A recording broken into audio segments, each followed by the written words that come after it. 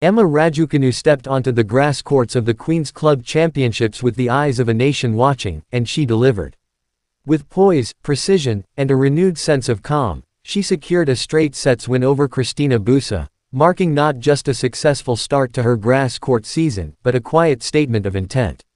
Only weeks earlier, she had been outclassed by world number 1 Iga Swiatek at Roland Garros. That loss, though heavy, now feels like a moment she has quickly put behind her. On grass, in front of a home crowd, Raducanu looked more like the fearless player who shocked the world at the 2021 US Open than the version who has since struggled to find her footing. It wasn't just any win, either.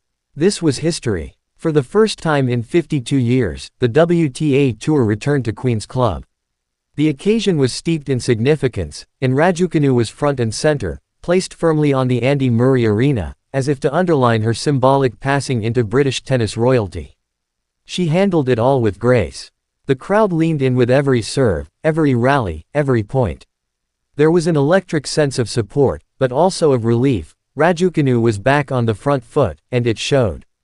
The strokes were cleaner. Her movement was sharp. The confidence, often hidden in recent months, was finally beginning to flicker through again. Much has been made of Raducanu's journey since 2021. The triumph in New York catapulted her to international stardom overnight. What followed, though, was not the fairy-tale sequel many expected. Instead, it became a complex, layered narrative of youth, pressure, and constant change. One of the loudest criticisms aimed her way has been her revolving door of coaches. Since her US Open win, she's worked with a string of different mentors, each offering their own brand of wisdom and methodology. The frequent changes baffled some observers and led others to question whether she was chasing the perfect formula that simply didn't exist.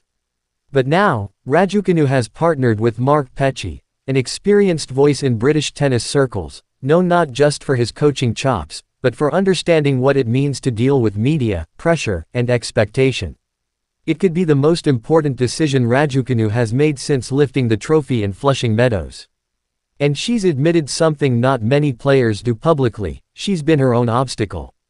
In a candid moment, she acknowledged that her need for everything to be perfect, perfect conditions, perfect team, perfect plan, may have done more harm than good.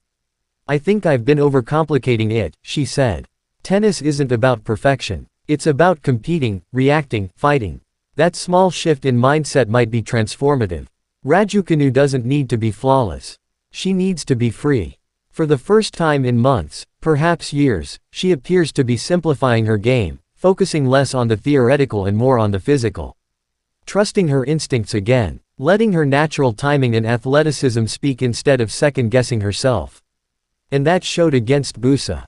The serve had pop. The forehand was aggressive. She didn't retreat or play safe. She looked to dominate. And crucially, she looked like she was enjoying herself. This wasn't just a win. It was a symbolic reset. As Wimbledon draws closer, Raducanu's story begins a new chapter.